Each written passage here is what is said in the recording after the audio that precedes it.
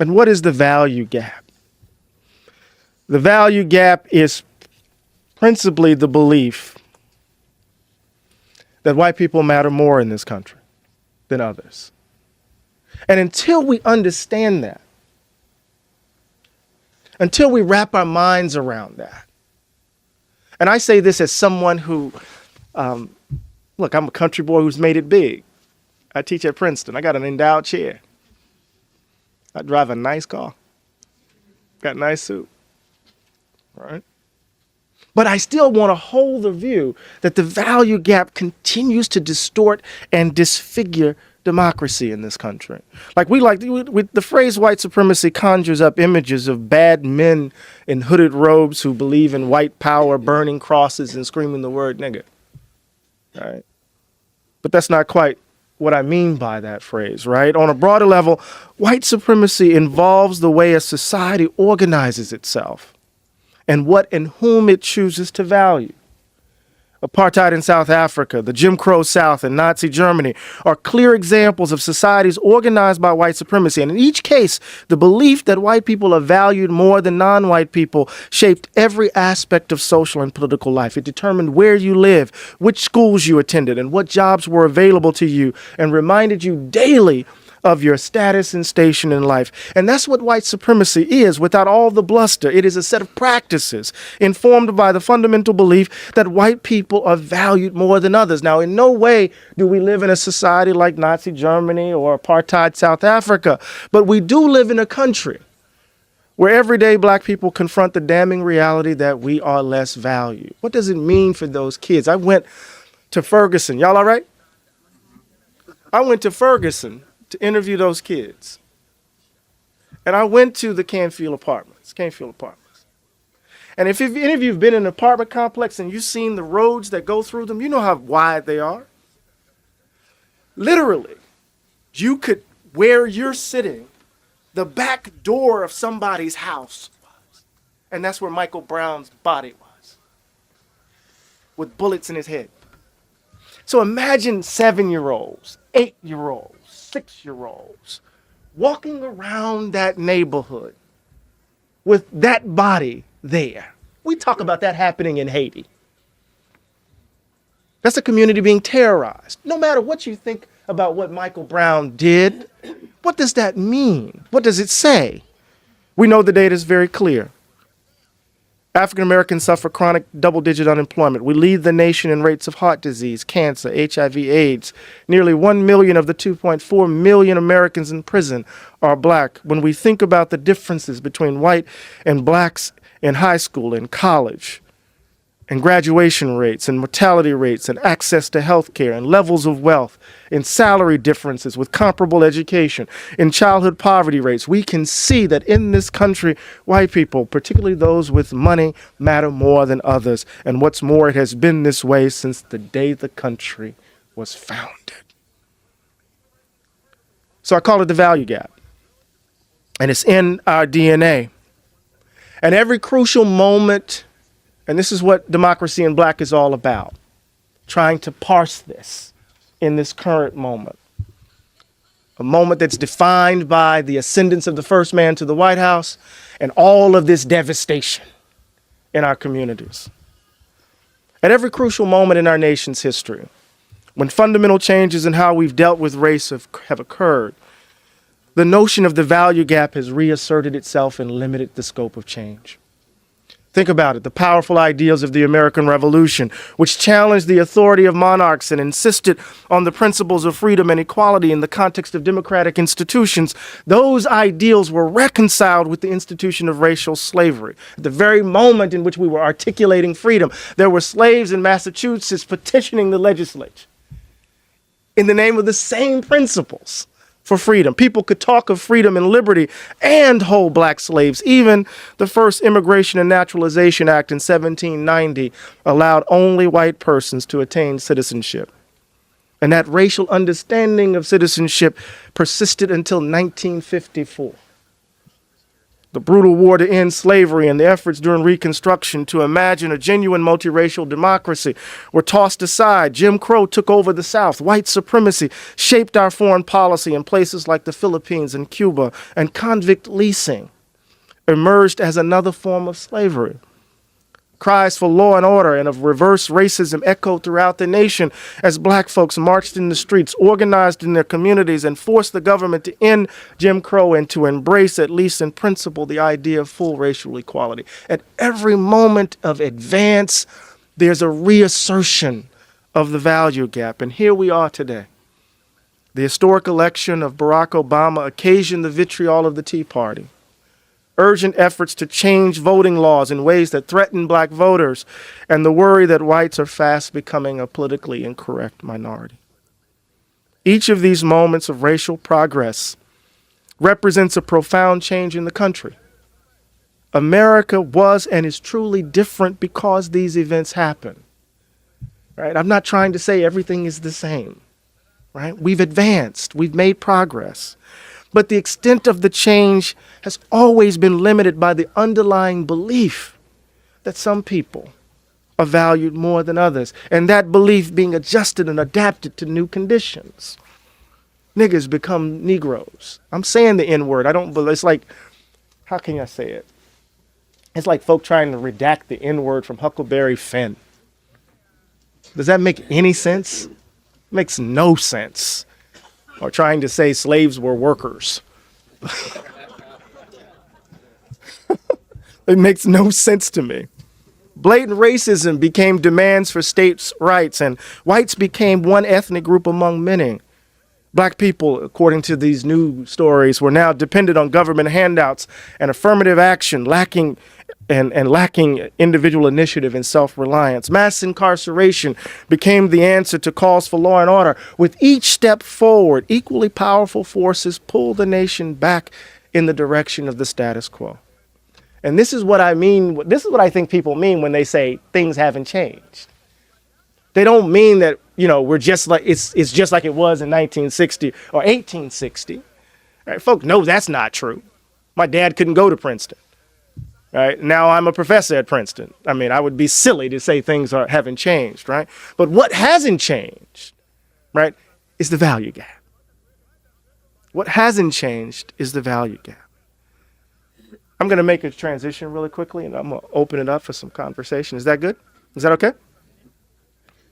It's that black preacher in me. Americans like to believe that we live in a special country, that the American Revolution introduced democracy to the modern world, and that we are free to pursue our dreams in a religiously tolerant society without the burden of rigid class distinctions. In the United States, people can worship wherever they want to, or they can choose not to believe in God at all. Lords and knights don't exist here. And poor people, if they work hard, can escape poverty and even become rich. The amazing bounty of our lands and natural resources, according to that story, also set us apart. It's as if God placed his hands only on us. As the patriots of the revolution put it, quote, "With the revolution, God has shown that the United States of America are his vineyard, the principal seat of his glorious kingdom," end quote. So in this view, America is an exceptional place, a chosen nation charged to redeem the world. But to believe this requires that we ignore our history.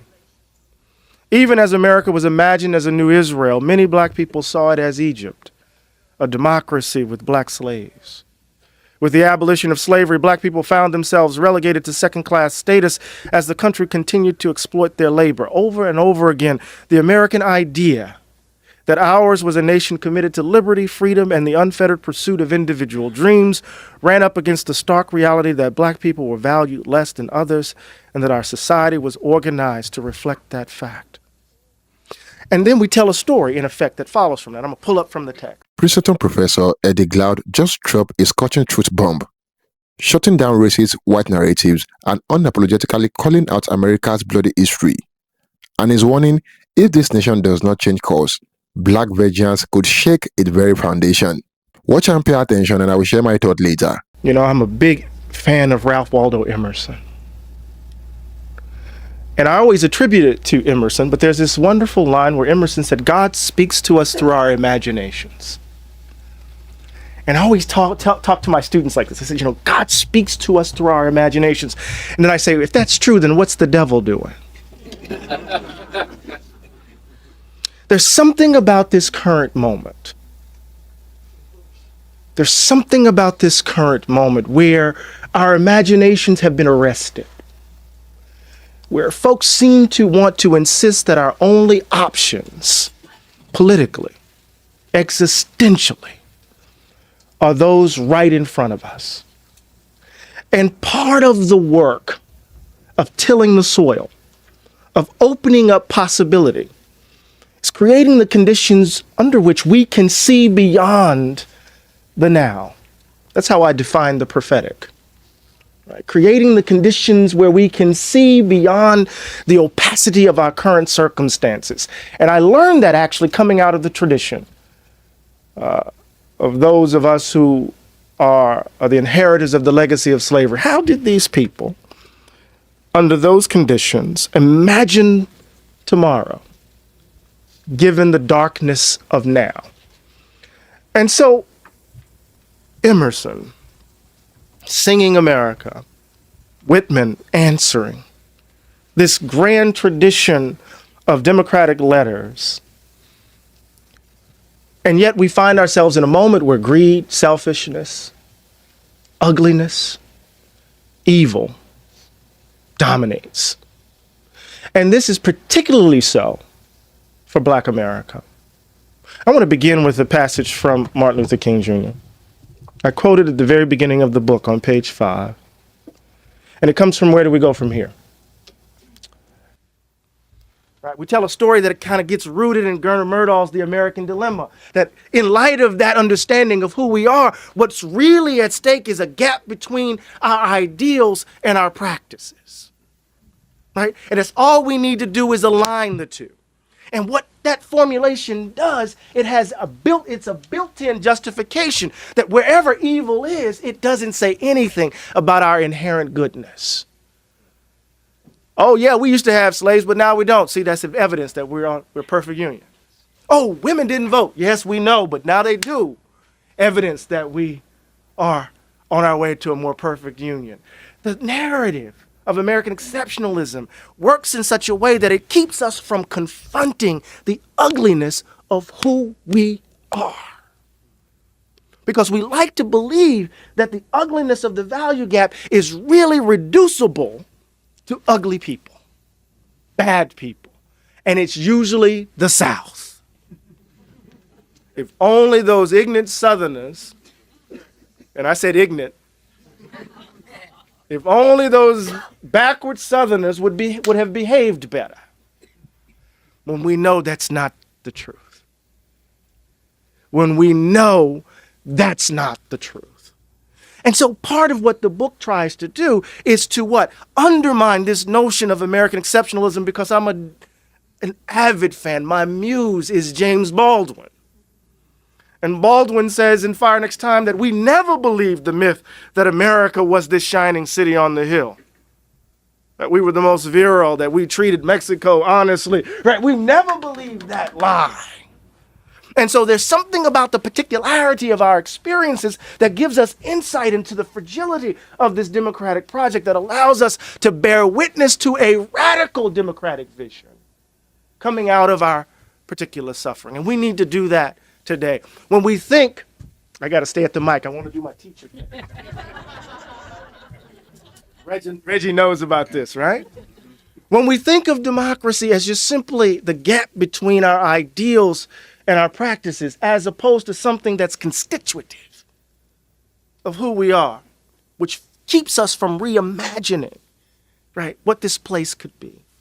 We tend to look for the bad people, the loud racists. I tell the story in the book.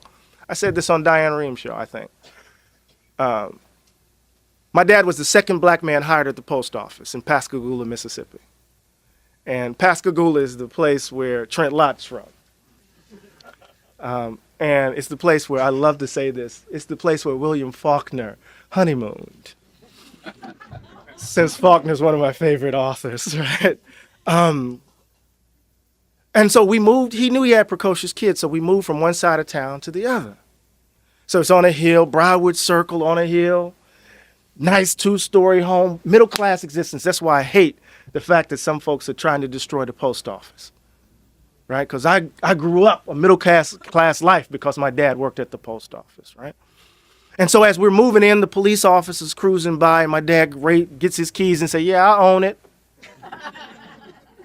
And so I'm outside playing with my Tonka truck. I'm about 8 years old. And remember those old Tonka trucks? If you hit your hand, it would hurt, right? But I'm out there playing with my Tonka truck, putting the dirt in. And all of a sudden I hear, stop playing with that nigger. And it was the first time I'd ever been called that.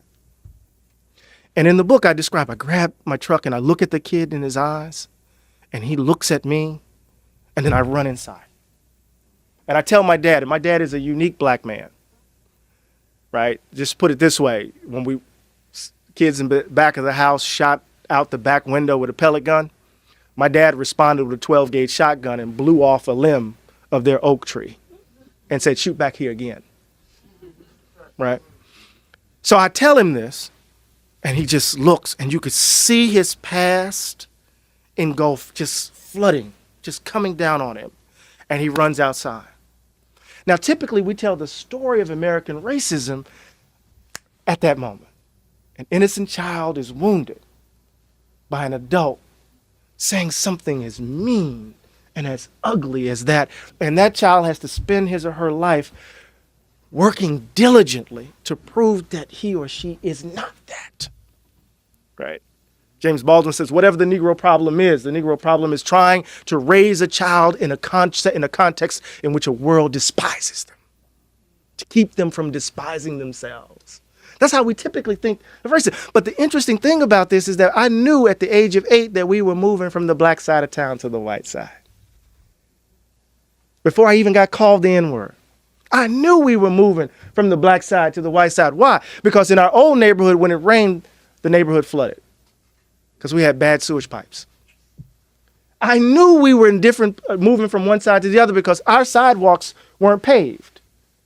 I fashioned myself a baseball player even when I was 8. Our baseball diamond, the grass wasn't cut regularly. The houses weren't as good. The schools weren't as good. Everything about my lived environment told me that somehow I was less valued.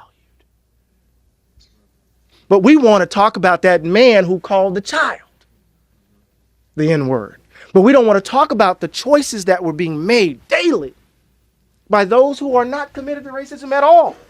But the choices that were made and are being made that reproduce the lived environment that made the value gap, that gave the value gap life. Racial habits.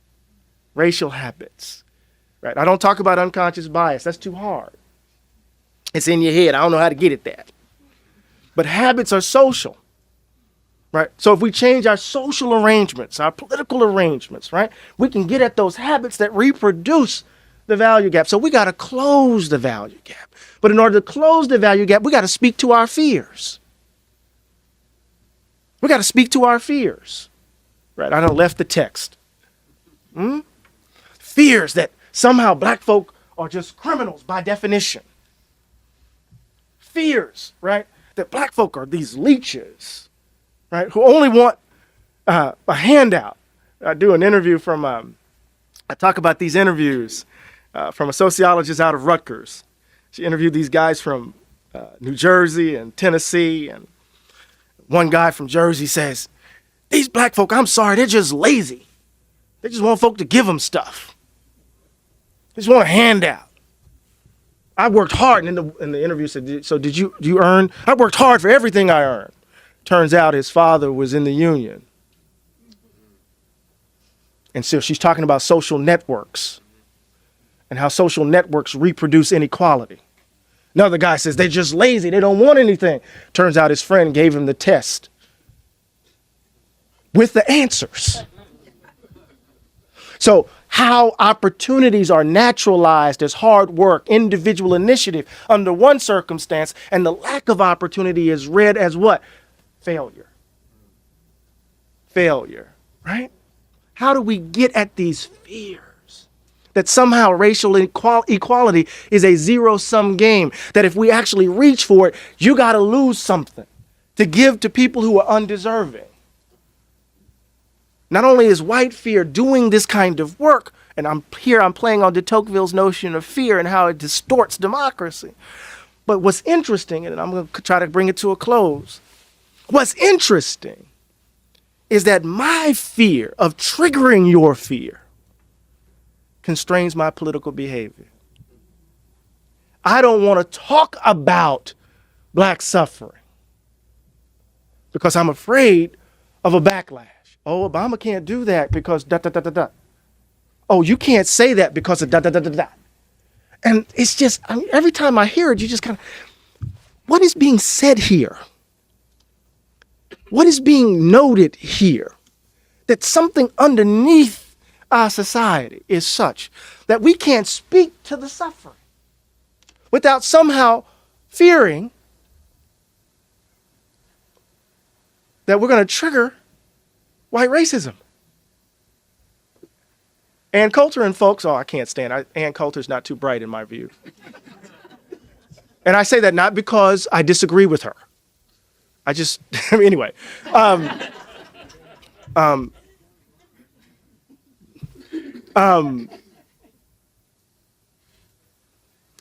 It constrains our political behavior.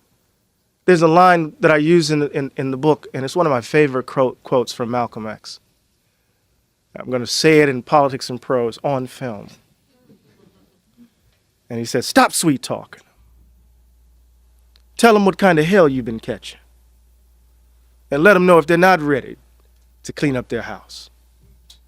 They shouldn't have a house. It should catch on fire and burn down. Now, I'm not trying to burn anybody's house down.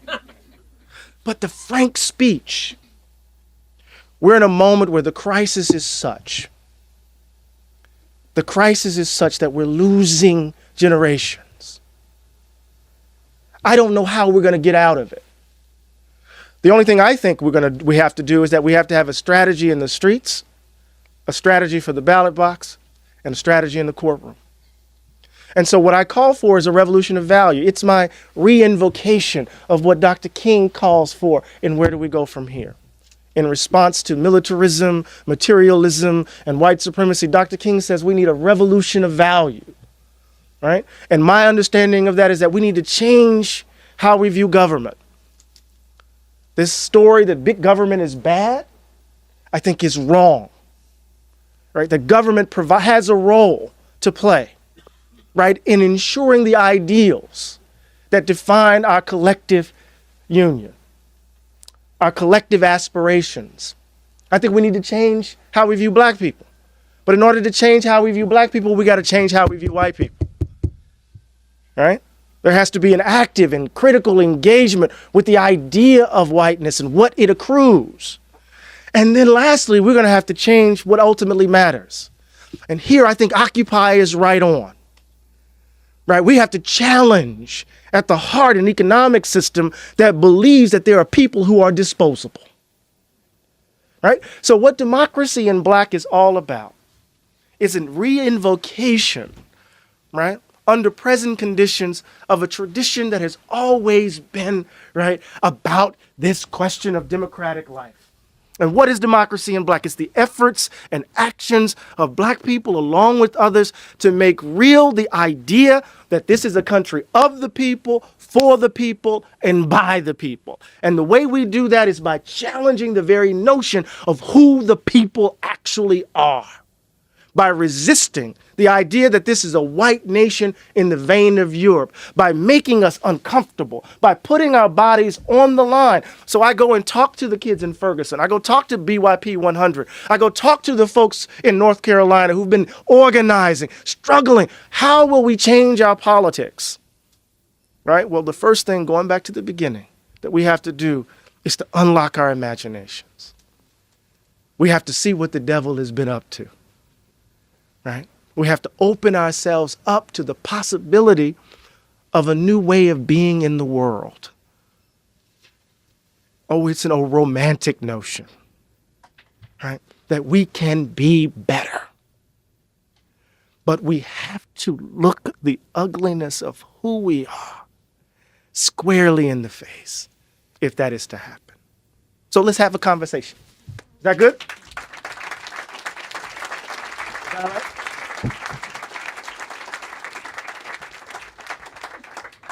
Oh, I know I didn't call. I'm going to get in trouble. We got a question. Mike. Mm-hmm. Yes, sir.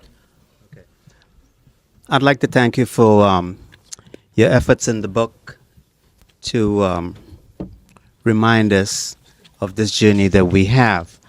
But I think of Jesse Jackson, who said that we African Americans are living with the illusion of inclusion. And then I read the book Two Nations, Black and White, Hostile, Unequal, and Separate by Andrew Hacker. Yeah. So it seems to me that African Americans are in denial about these two nations.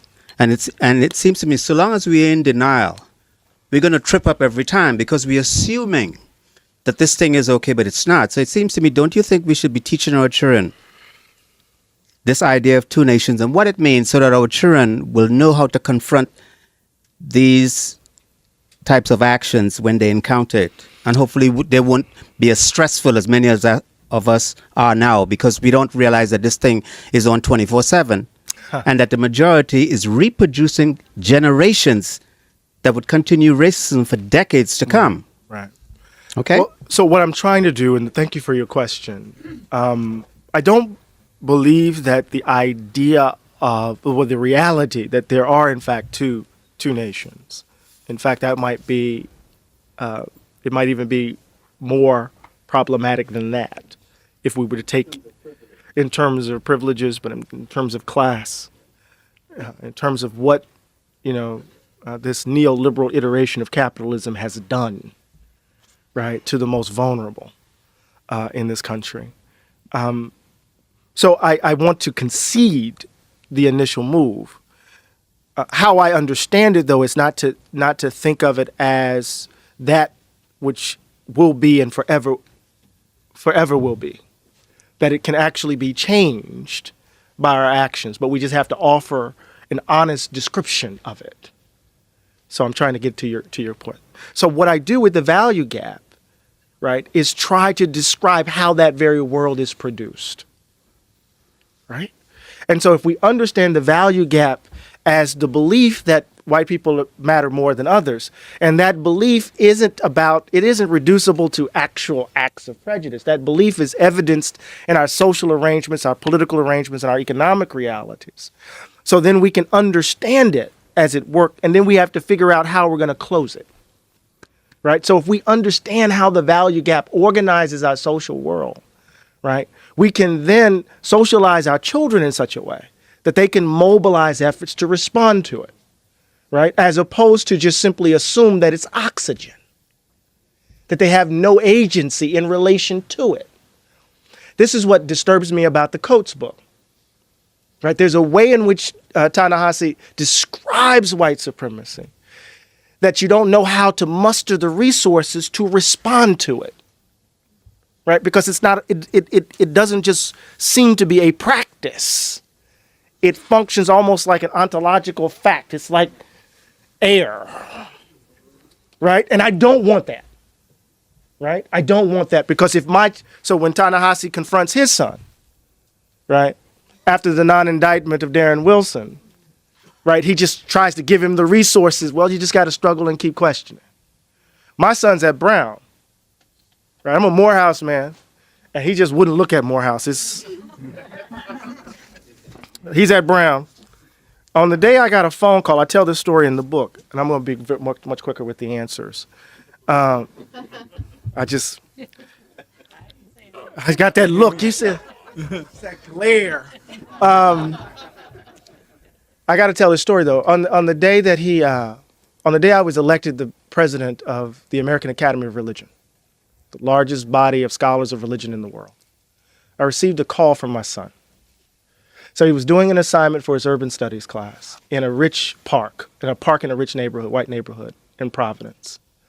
Police cruiser drives by, looks at him, hits a U-turn, pulls up on the side of the road, on the side of the sidewalk, kicks the lights, gets out, hits him in the face with the flashlight, hits him in the feet, looks at the bushes, and my son says, "Officer, can I help you?" The officer says, "Who are you and why are you here?" That's all he said. "Who are you and why are you here?" This is what he's telling me on the phone. And he says, "I'm a Brown student and I'm doing an assignment." And the officer said, "Well, the park closes at 9:00. And my son says, well, it's only, "Yes, sir, I know, it's only 7:30. And as he says that, the officer's partner comes around the cruiser with his hand on his weapon. And they both lean into him and say, "The park closes at 9:00. So my son puts his hands up, taps his girlfriend and says, "Officer, we don't want any trouble." And he leaves. That's my only child. Now, in that moment, if white supremacy is oxygen, if it's like air, what do I do? So I said, no, I'm angry because I could have lost my baby. It's my only child. And I said, because I didn't want it to go inward, I wanted to figure out how could it go outward. And so I said to him, imagine if you lived in a different zip code, how often that would happen. Trying to get him to begin to see that moment, right, in the context of structural realities that reproduce the encounter. Does that make sense? So part of what the value gap is all about is how we orient ourselves to changing the very world that you've just described. And I'll be much briefer moving forward. You know I'm not telling the truth. Is this microphone on? We can hear you. Just talk. Okay. My name is Virgil Young. I'm from Washington, D.C. Been coming here for over 25 years. This is the best presentation I've ever been. My wife's a librarian. She brought me here. You knocked it out the park. Thank you. I'm buying a book. Quick background on myself. I'm a disabled vet, airborne paratrooper, tank platoon leader. Airborne paratrooper, 2 master's degrees, cancer survivor, and I've actually met a Ku Klux Klan person in Fort Knox, Kentucky. So Right. that goes to your police thing. So the idea, though, is that it's not just white people who give black people a hard time. It's the white supremacy. I've been discriminated by Nigerians, Asians, Indians, other blacks. That's the part of the value gap, is the permeation of the white supremacy and how other groups perceive, particularly African American males. And how African Americans perceive African Americans. Yeah, African Americans, exactly.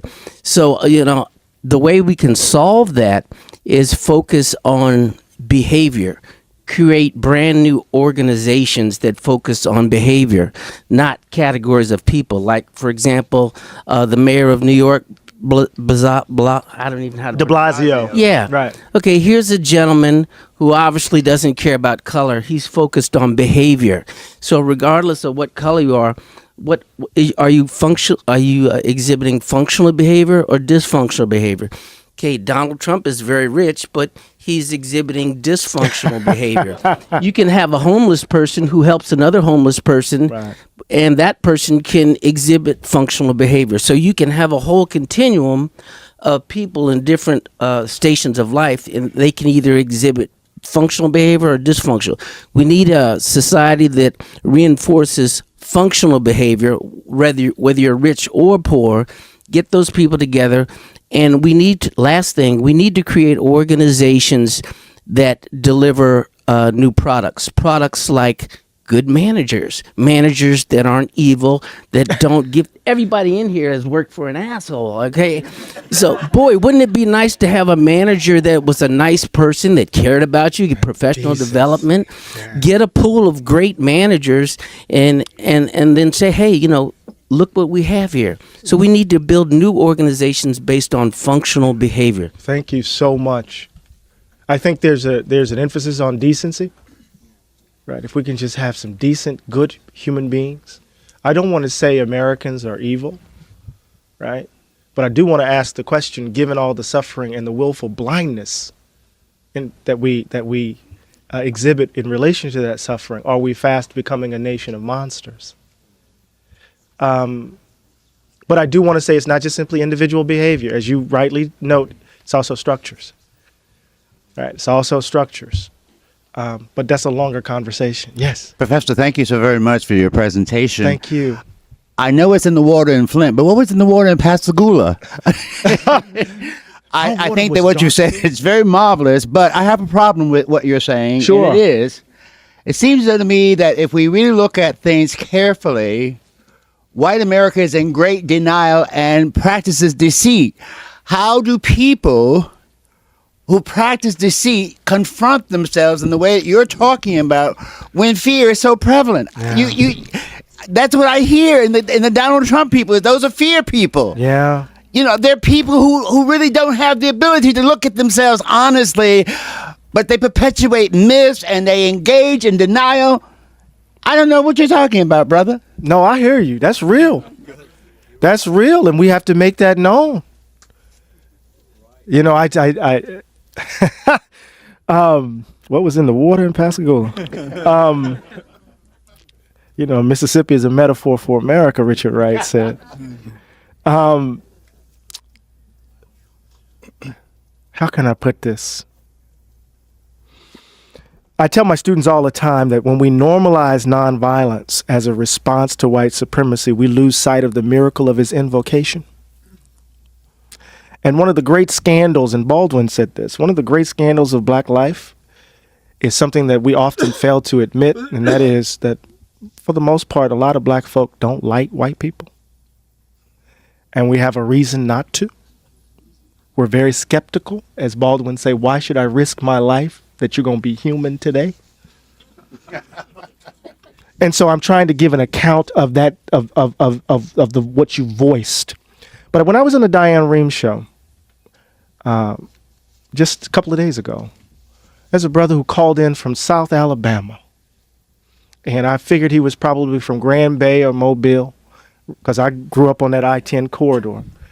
And he said that he was part of forced busing, and that he encountered, and he's a white Southerner, and that he encountered a side of town that he didn't know even existed. And what he began to what he gave voice to, in light of that experience, gave me hope. Baldwin says at the end of Fire Next Time, it is the relatively few of us, the relatively few conscious blacks and whites, who must, like lovers, work hard to achieve our country. He's not saying it has to be all of us, right? It could be us in this room. Us in this room, and we can do the work. But to me, I have to have that faith. Otherwise, I'm going to drink too much Jameson. I got to have that faith. It is my undying and unflinching faith in our capacity to be better that gives me hope. But I'm not naive. I get a line from Du Bois's Souls of Black Folk in Of the Passing of the Firstborn. It is a hope not hopeless, but unhopeful. Right? We got to do the work. We got to do the work. Yes. Thanks for doing this again. And that wasn't even an answer. You see me dipping and dodging. Well, go ahead. I'm an ex-lawyer, corporate law, New York, the whole thing. Yeah, we follow each other on Twitter. who left the practice of law in part because of what you talk about, the value gap. And I'm sorry, this is not I'm too tall or something. You got to stick your lips on it. Got it. There you go.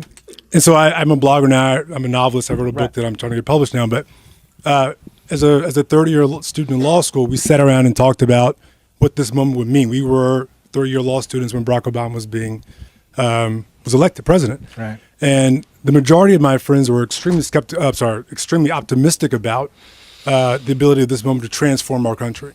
And I was the one guy in the room saying, well, wait a minute, have you guys forgotten your history? And what I said at the time was that this moment will be defined based on what we do next. And by next, I meant in 2010.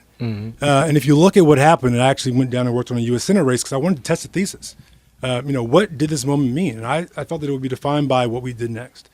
And what you find is the power of learned helplessness that is if you hit a dog enough times, they're going to stop coming back. You have to, at some point, understand that people are just sick and tired of being told no, or that you can't do this, or your actions won't matter.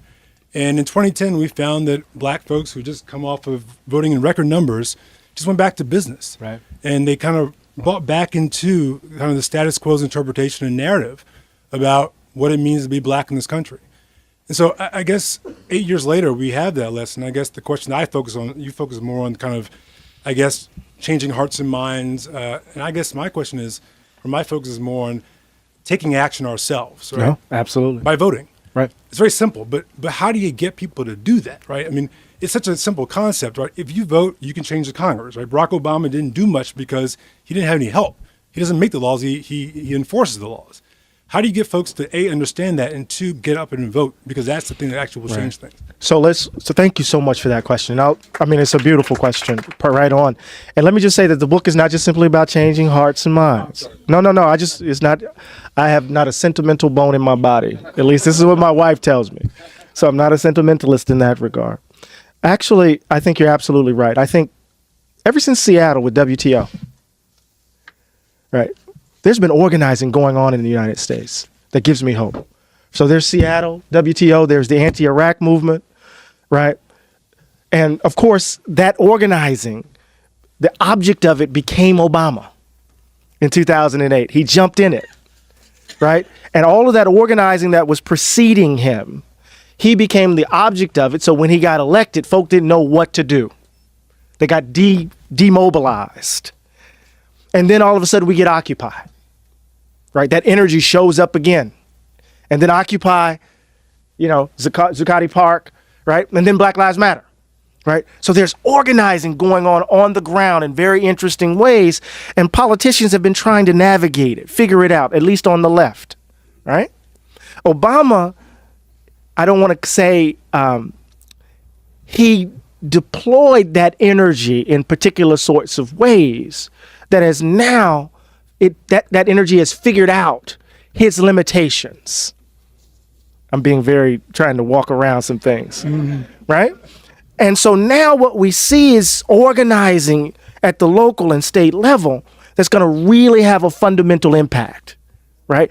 Bernie Sanders' campaign isn't something that just showed up, even though the mainstream media will let us believe that it is, right? This is Occupy energy. This is grassroots organizing energy. I just don't want us to get caught up in the 4-year election cycle or the 2-year election cycle, right? So in the book, I actually suggest something very controversial. And I wrote it at the moment in which I thought it was going to be Jeb Bush and Hillary Clinton, right? But I want to speak to your, because I'm saying we need a strategy for the streets, a strategy for the courtroom, and a strategy for the ballot box. We have to change our orientation to the vote, right? Voting is not just simply an act of piety. People died for it, so you got to go, right? And voting for African Americans has always been a kind of, how can I put it? We've participated in the democratic process in a distorted and disfigured way, right? Political scientists have described us as a captured electorate, right? Because what?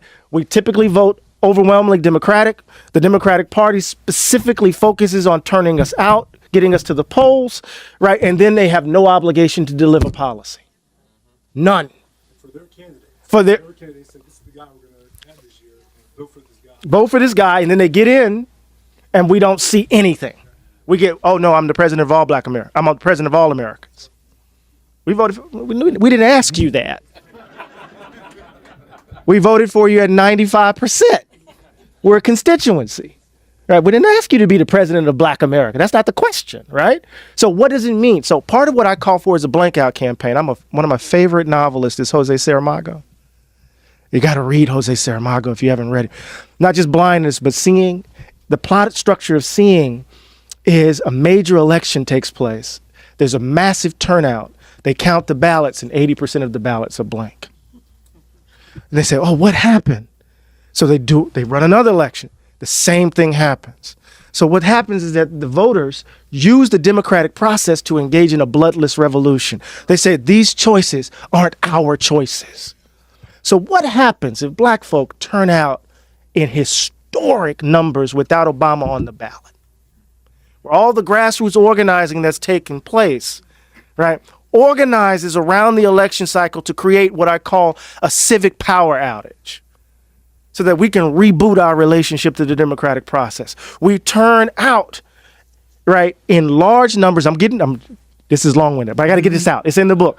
We turn out in large numbers, but we vote down ballot, right? Local, school board, city councils, the district attorneys, right? State legislatures, gubernatorial seats. But when it comes to the presidential ballot, we leave it blank. I don't know, that's scary, but we leave it blank. We leave it blank. And what does that do? Two things. One, it says to the Democratic Party, either you come serious or don't come at all. Two, it says to the black political class, you're not going to get GOTV money. That get out the vote money. You make your living delivering us like we're cattle chewing cud. We're going to disrupt how you function, right? And we begin to reimagine democratic politics beyond the 2-year, 4-year, election cycle. So this is a provocation. How do we change the game? How do we change? I'm not saying don't vote, because that's how it gets interpreted. That's not what I'm saying. How do we change the game, right? And then I say to my colleagues who ask me, well, are you ready for a Trump presidency or a Cruz presidency? And judges? Mm-hmm. And judges? And then I say, are white people ready for a Cruz presidency? Are white people ready for these judges? If you're not, then come correct around racial justice.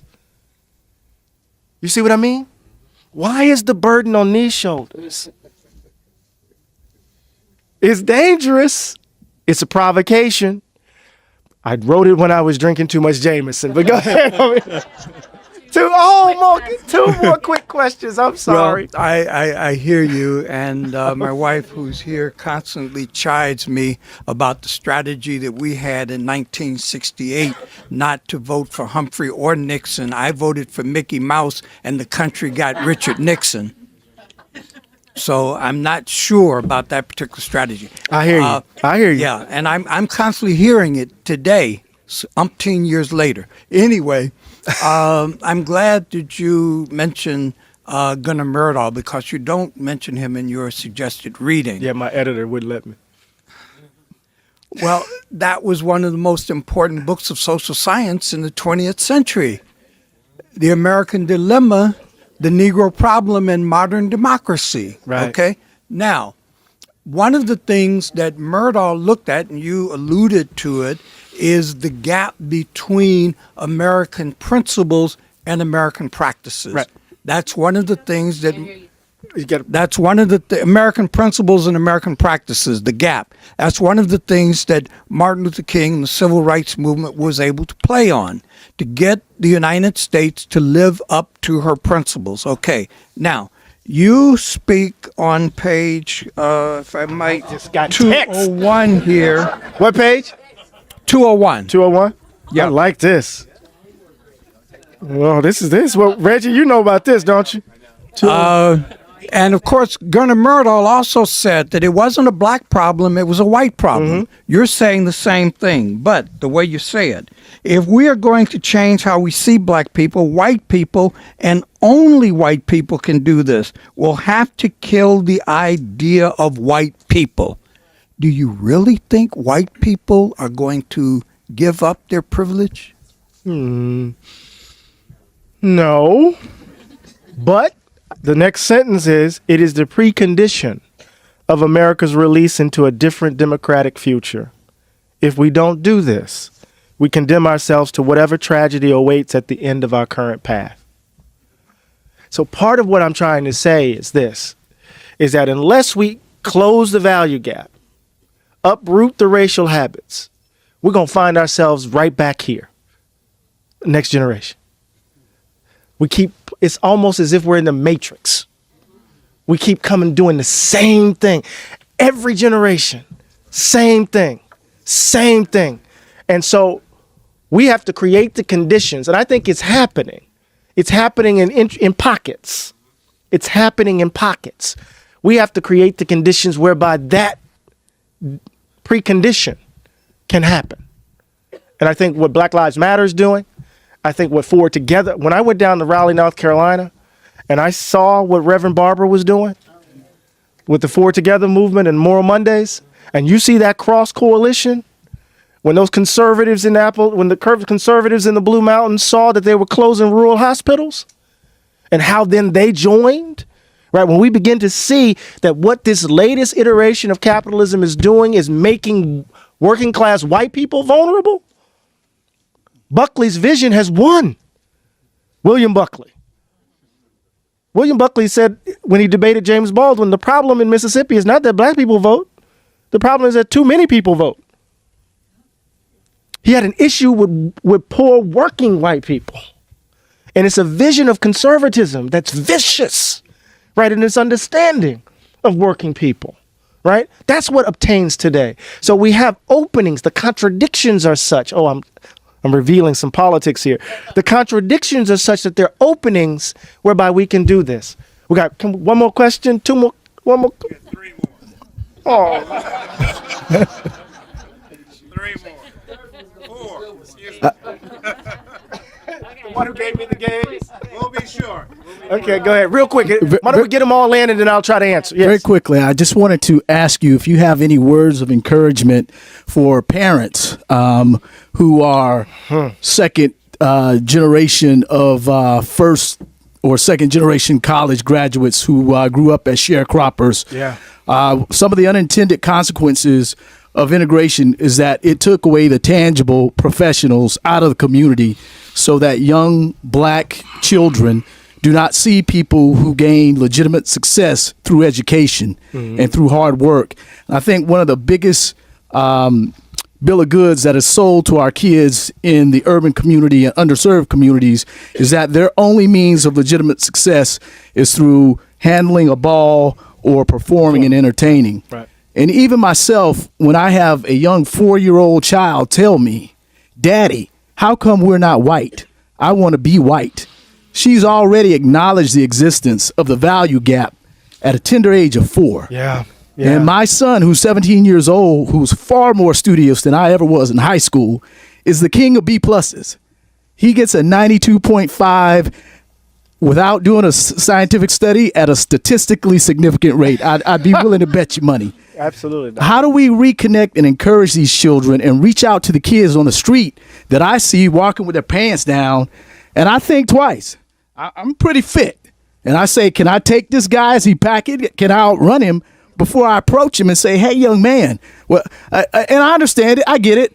They want to be recognized. They want to be recognized as human beings for someone to pay them attention, to look them in the eye and acknowledge their humanity. So that's why they wear their pants down like that. What advice do you have?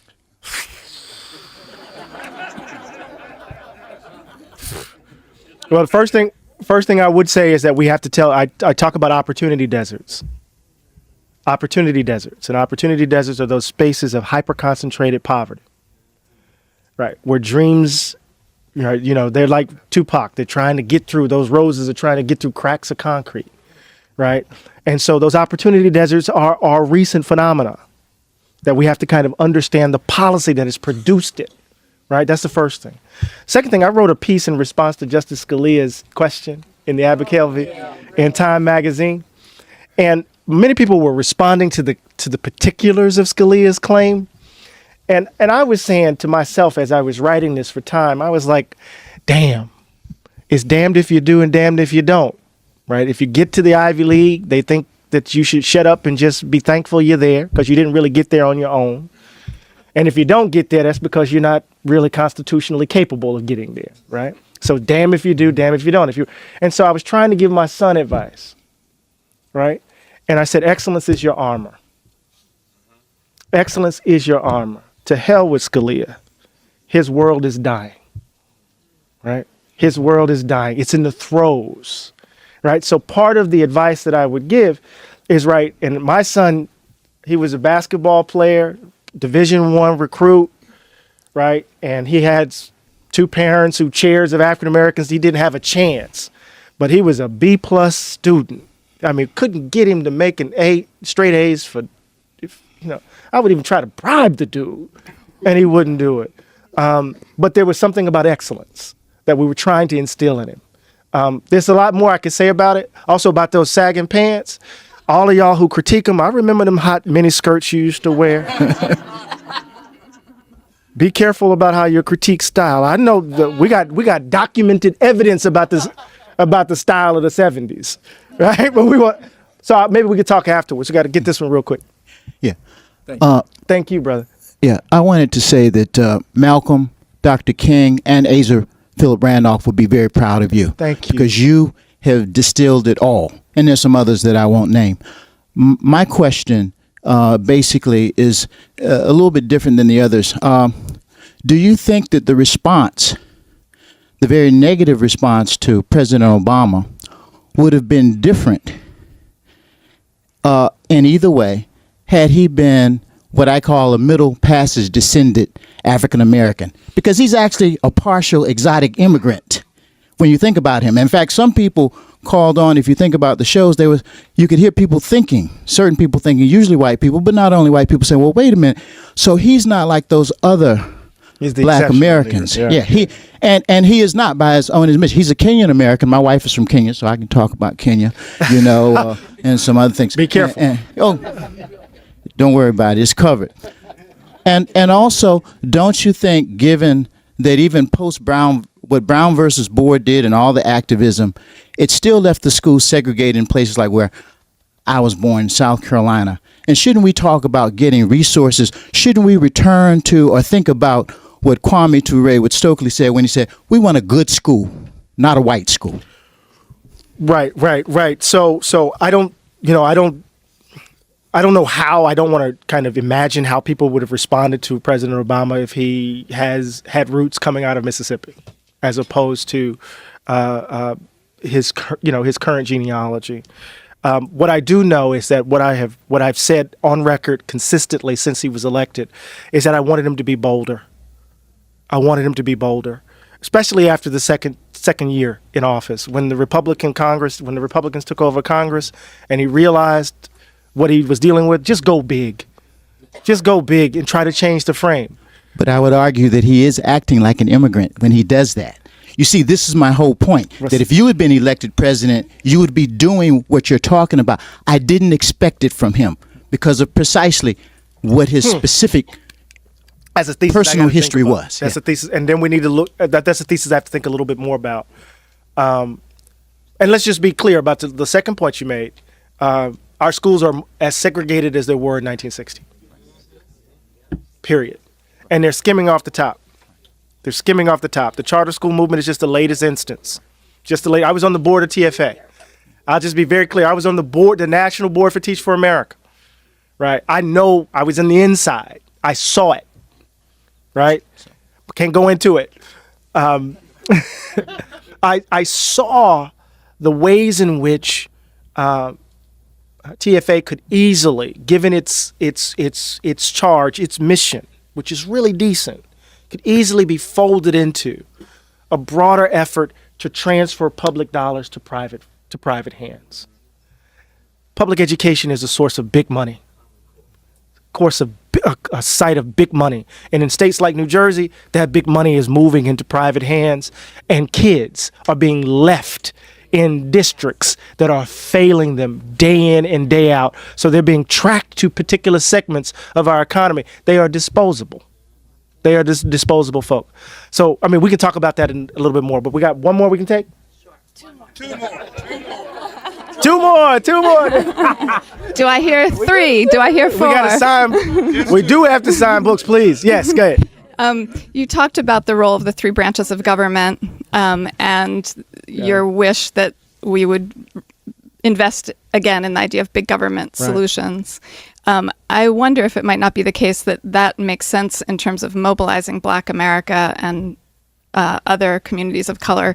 But I think you are right on, and I think it does require some sentimentalism, if that's what it is, that white folks, it's both emotions and narratives about our country. And when you have to like redo the narrative that you were raised on and your whole identity is wrapped up in it, there's huge emotional blocks to that. There's fear. Right. You talked about fear. There's shame. You know, Yeah. there's new research on like humans don't like feeling shame. We just Right. will avoid it. And if we have power, we will avoid places and arguments and politics that make us feel shame. So I'd like to see big government group therapy for white people. I don't know if we can legislate it, but we need it in order to deal with the emotions that require us to change the narrative and therefore to show up and vote in the way we're not going to vote until we've shifted the narratives and dealt with the emotional resistance Right. to shifting the narrative. So if you have ideas on how, You know, quickly, because I know we have some other folks, quickly, the best example I can give you is what's going on in North Carolina. What Reverend Barber is doing, he has a new book. I don't know if you guys have it. He has a new book that came out called Third Reconstruction. Came out January 12th, where he describes what he's been doing. And what we see, right, is a narrative shift around the demand, because we change our view of government by changing our demand of government. What we ask, what we seek, what we expect. And they're doing it. So we have examples. So I don't have to come up with it. We have examples. And it's right here. So we'll see. Thank you. Yes, ma'am. Thank you for this important book. I'm worried right now. I wonder what you Could thought. you bring it down for her? What? Yes, ma'am. Oops. Be careful. Yeah. There you go. Yeah. Thank you. I'm worried about corporate power and big money. Yeah. It's to their interest to finance demagogues and to play on the fears, especially of the lower middle class white people who have lost also. And I just wondered what. No, I think first of all, you just spoke truth. You know, you just spoke truth. When I was watching the Democratic debate, I'm not a Sanders guy, but I was like, oh shit. Excuse my language. Right? He just called Goldman Sachs out like that. Wow. Right? And she got $600K a year for talking. Right? And he's talking about, this is not really a difference of opinion. This is just a reflection of big money in politics. I mean, he was just saying it. Right? And part of what we see on the Republican side, part of what we see on the Democrat side, I just said Democrat, on the Democratic side, is that all of them want us to vote from a place of fear. All of them want us to vote from a place of fear. And what fear does is clouds our imagination. Fear clouds the imagination. It doesn't allow you to see. See the options right in front of you or see beyond those options. So they got us scared. Democrats say, look at them. And the Republicans are like, look at them. And folk are just trying to keep a roof over their heads and put food on their table and make sure that their children can live a better life. Well, I just heard on NPR, Oxfam just came out with a study. 62 people own what? As much as half of the wealth, more wealth than half of the people in the world. Hold up, let me say that again. 62 people own more money, have more wealth than half the people on the planet. That's evil. That's evil. I'm sorry. That's me as being melodramatic as I can be. That's evil. Yes. You have a nice looking tie. Thank you. I think we wore the same suit. It's that Morehouse man in me, Doc. Hey, I felt like this today. I just got in to the city from Lynchburg. At the Donald Trump rally at Liberty University. Well, wait a minute. Come on. Wait a minute. Come on.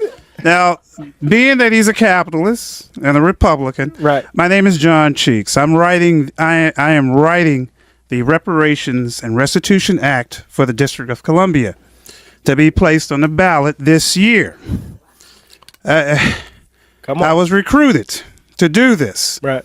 Not by African Americans, but by Anglos and Caucasians and the rest who are liberals, conservatives, and what's the other word? Independents and Libertarians, just a mix. however we want to describe Just a it. mix. Right. They want the act to go through, but by voting. They want us to have reparations and restitution. They want to end welfare. A lot of things they want to end within the Reparations and Restitution Act. They want to give money, housing, education, and also I had to interview some of these people to give me a list of injuries. I interviewed a Confederate son of the South right across the bridge in Arlington. He gave me a list of injuries. I went through a deep transformation. I am a descendant of a slave. Mm-hmm. Okay? I am a black American, born and raised here in this country. My mindset had to be placed in a different way. He is a staunch Democrat. He told me, he said every black person he sees championing their Democratic affiliation, he has to look at them and laugh.